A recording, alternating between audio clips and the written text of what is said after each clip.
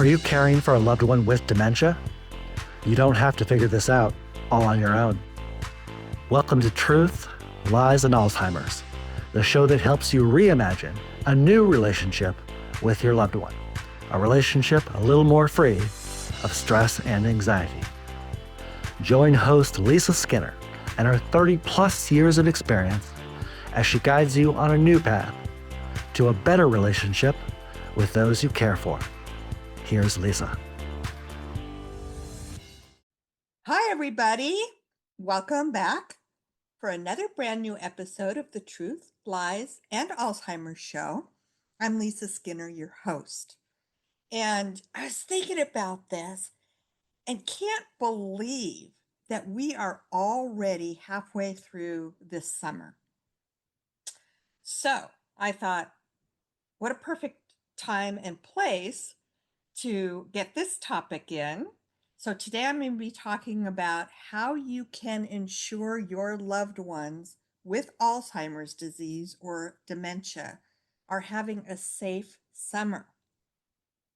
Especially since every time we turn the news on, we're hearing about these ongoing and continuous heat waves all over the country. So it can be potentially very dangerous for the elderly population, and especially if they are living with Alzheimer's disease and dementia.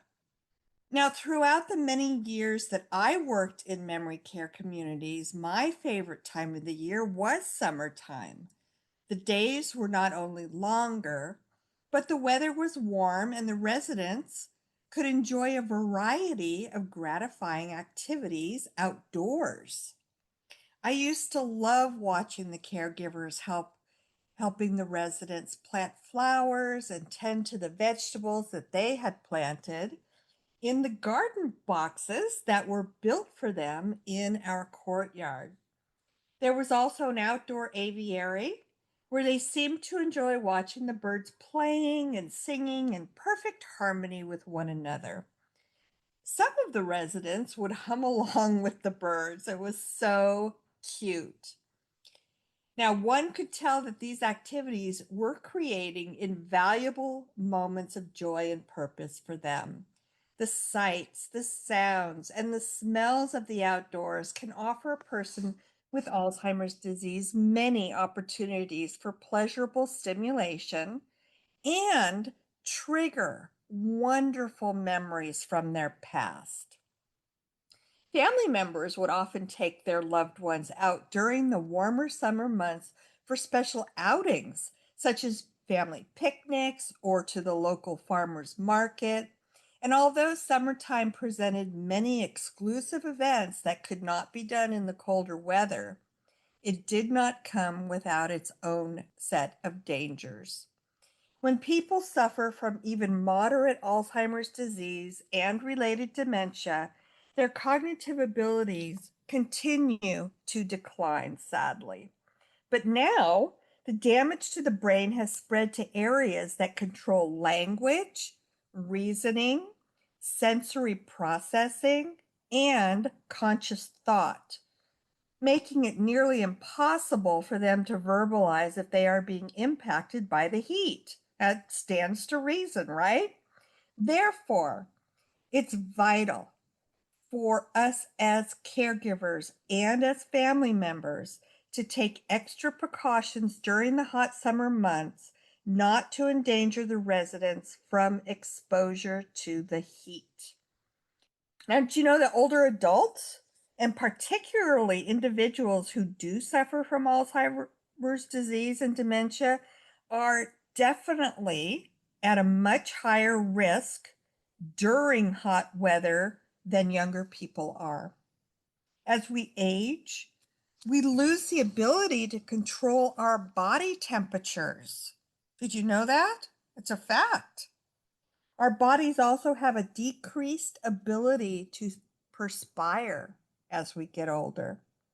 Sudden temperature changes are not easy to adjust to for older adults, leaving them vulnerable for dehydration, heat-related illnesses, heat stroke, and of course, sunburn.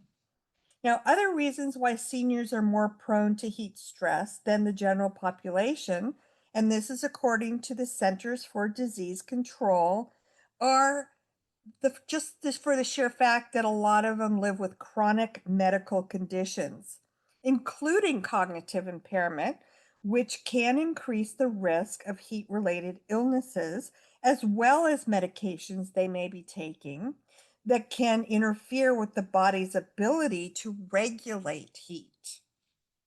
So, to ensure that people with Alzheimer's disease and related dementia can still enjoy outdoor activities and always stay comfortable and safe during the summer heat, there are many protective measures that can be put in place. So, I'm going to share these with you. Number one, make sure to keep them hydrated by offering plenty of fluids and cool foods. Staying hydrated can keep body temperatures down and prevent dehydration. Drink plenty of water, at least 8 glasses per day. You can infuse the water with fruit if your loved one prefers flavor. And this is an important point to realize. You want to avoid soda, caffeine, and alcohol. People with dementia often don't know that they're thirsty. It's not registering to them that they are thirsty.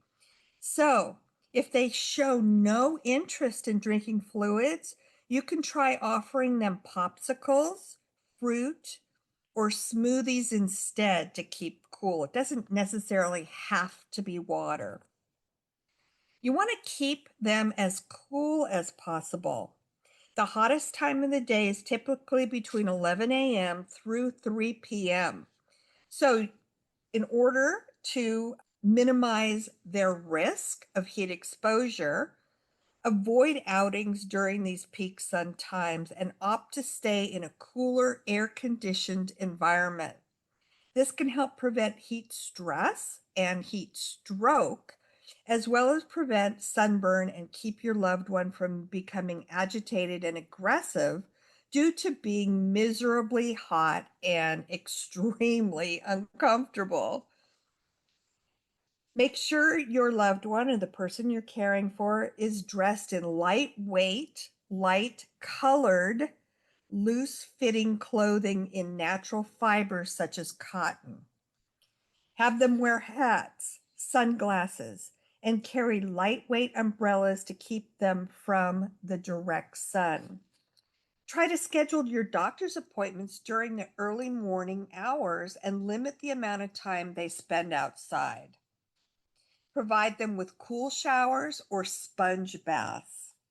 Provide them with cooling fans that are easy to carry and are available to take along. And go for walks during the early morning hours of the day. Also, it's imperative that you pay close attention to any of the following warning signs that your loved one might be in distress. So, here's what to look for that might signal that they are experiencing heat exhaustion, that they feel faint or dizzy. They are sweating excessively. They are cool, pale, and have clammy skin. They may feel sick to their stomach or even start vomiting. They have a rapid and weak pulse. And even if they can't tell you that they're experiencing muscle cramps, perhaps their body language will be a tell that they are experiencing some pain in their legs. So, what you want to do immediately get to a cooler, air conditioned place, drink water if they're fully conscious, and have them take a cool shower or use cold compresses to bring that body temperature heat down. Now, here are some signs to look for if they are experiencing an actual heat stroke.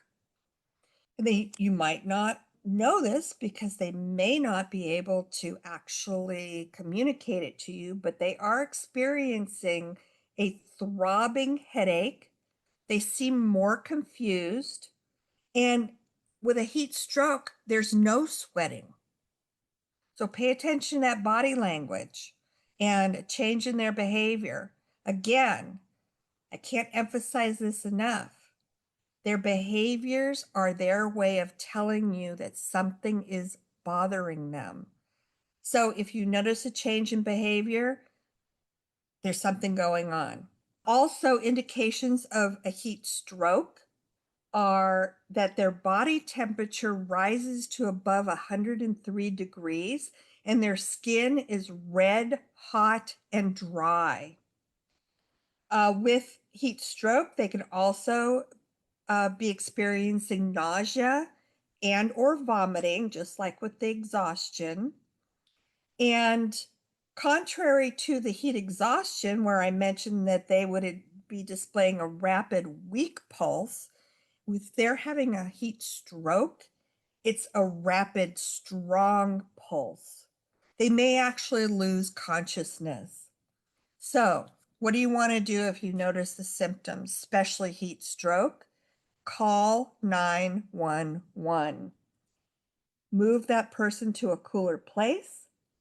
Cool them down using cool cloths or a bath. And don't give them anything to drink if you suspect they're having a heat stroke.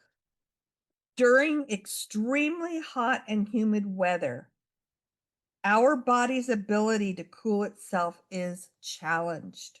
When the body heats too rapidly to cool itself properly, or when too much fluid or salt is lost through dehydration or sweating, our body temperature rises and you or someone you care about may experience a heat-related illness, like the ones I just described to you: heat exhaustion, heat stroke.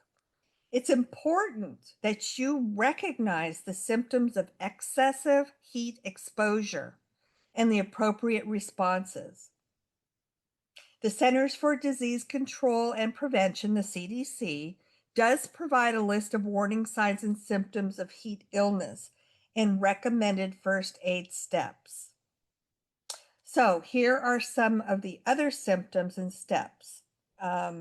So heat cramps. Heat cramps may be the first sign of heat-related illness and may lead to heat exhaustion or stroke. The symptoms to watch for: painful muscle cramps and spasms, usually in their legs, but it could be in their abdomen, and they might be sweating very heavily. For first aid, you could apply firm pressure on the cramping muscle or gently massage to relieve the spasm. Give sips of water unless the person complains of nausea, then stop giving the water. Seek immediate medical attention if cramps last longer than 1 hour. Again, these instructions are according to the Centers for Disease Control and Prevention, and it's on their website, the CDC website. Now, the symptoms to look for, once again, for heat exhaustion is heavy sweating, weakness or tiredness, cool, pale, clammy skin, a fast, weak pulse, muscle cramps, dizziness, nausea or vomiting, headache, fainting. First aid, it's recommended by the CDC that you move that person to a cooler environment, preferably a well air conditioned room, and you want to loosen their clothing. Then apply cool, wet cloths or have your person sit in a cool bath.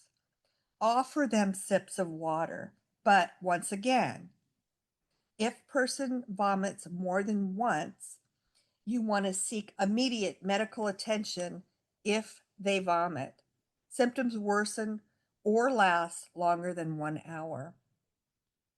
And then a few more symptoms that weren't mentioned before for heat stroke include a throbbing headache, confusion, nausea, dizziness, body temperature above 103 degrees Fahrenheit, hot, red, dry, or damp skin, rapid and strong pulse. They can faint or actually lose their consciousness. So, according to the CDC, what you want to do is immediately call 911 or get the victim to a hospital immediately. Heat stroke is an extremely severe medical emergency. Delay can be fatal. Move the person to a cooler, preferably air-conditioned environment.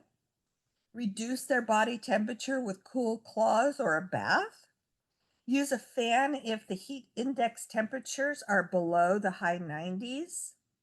And a fan can make you hotter at higher temperature. And in this scenario, do not give fluids. Just a side note here, and I mentioned it just a second ago, but they emphasize it. Using a fan to blow air in someone's direction may actually make them hotter if the heat index temperatures are above the 90s. So that's really good information to know. For information on all of these heat-related illnesses, see the Centers for Disease Control and Prevention CDC website.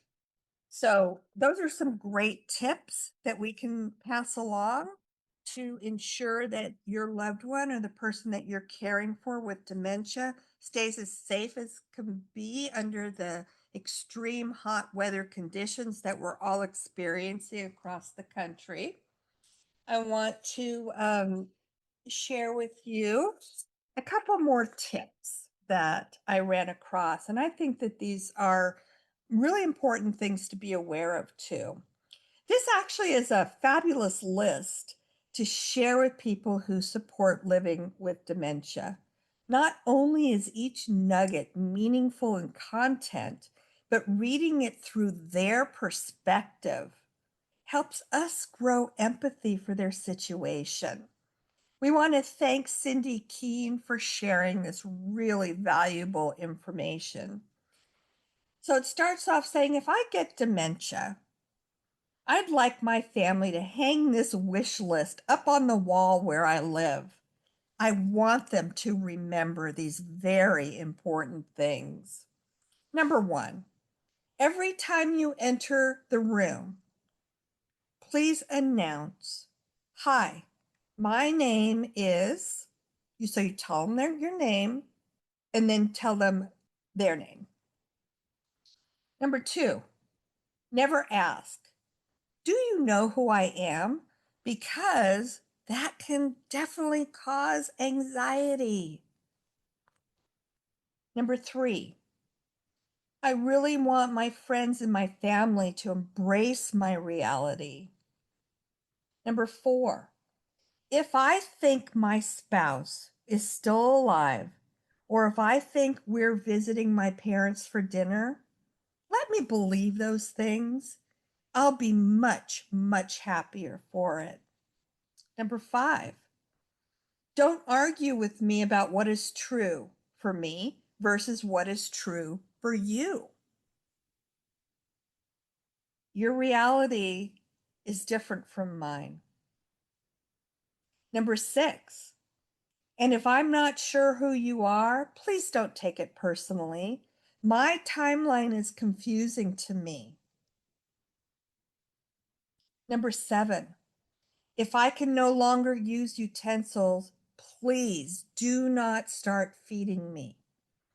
Instead, switch me to a finger food diet and see if I can still feed myself. Remember, help them and encourage them to retain as much of their independence as possible for the stage they're at in their dementia. Number eight, if I'm sad or anxious, please hold my hand and listen. Do not tell me that my feelings are unfounded. Number 9, I don't want to be treated like a child. Talk to me like the adult that I am. Number 10, I still want to enjoy the things that I've always enjoyed. So please help me find a way to exercise, read, and visit with my friends. Number 11, ask me to tell you a story from my past. Number 12, and if I become agitated, take the time to figure out what's bothering me. Number 13, treat me the way that you would want to be treated. Number 14, make sure there are plenty of snacks for me in the house. Even now, if I don't eat, I get angry. And if I have dementia, I may have trouble explaining to you what I really need. Number 15, don't talk about me as if I'm not in the room. I am aware of my surroundings and what's going on in those surroundings. Number 16, I don't want you to feel guilty if you cannot care for me 24 hours a day, 7 days a week. It's not your fault, and you're doing the very best you can. Find someone who can help you or choose a great new place for me to live. 17, if I live in a dementia care community, I would love for you to visit me often. 18, please don't act frustrated if I mix up names, events, or places. Just try to take a deep breath. It's really not my fault. It's my brain changing due to the brain disease that I have. 19, make sure I always have my favorite music playing within earshot. Number 20, and if I pick up items and carry them around, you could help me return those items to their original place. Number 21, don't exclude me from parties and family gatherings. Number 22, know that I still love receiving hugs and handshakes. Number 23, remember, I am still the person you know and love. And those are some exceptional tips if you have a loved one or if you're caring for somebody who's living with dementia. And these are told from the perspective of the person living with the brain disease as their brains are changing and they're progressing through the illness. So that's what I have for you today. I hope this has been really valuable. Just make sure that you're paying attention if you're in a hot weather situation to all the things we talked about to minimize the risk or even prevent the risk of heat exhaustion or heat stroke, and some really fine tips of things to say, things not to say, things to do, things not to do. All these tips are always really helpful in helping increase the quality of life for people living with Alzheimer's disease and related dementia. All right, so come back for another new episode of The Truth Lies in Alzheimer's next week. And I'll be here for you. I hope that you'll be back for another brand new episode with some more really helpful information that I just absolutely love sharing with all of you. So for now, hope you enjoy the rest of your week and stay healthy and cool. Bye for now. Thank you for listening to Truth, Lies, and Alzheimer's. We hope you found something in today's episode that helps. We understand that caring for a loved one with dementia can be the challenge of a lifetime, but you don't have to do it alone. If you're ready for exclusive access to even more great content and resources, head on over to Facebook and join Lisa's Minding Dementia Support Group. We're a community of like-minded caregivers, and we're here to help.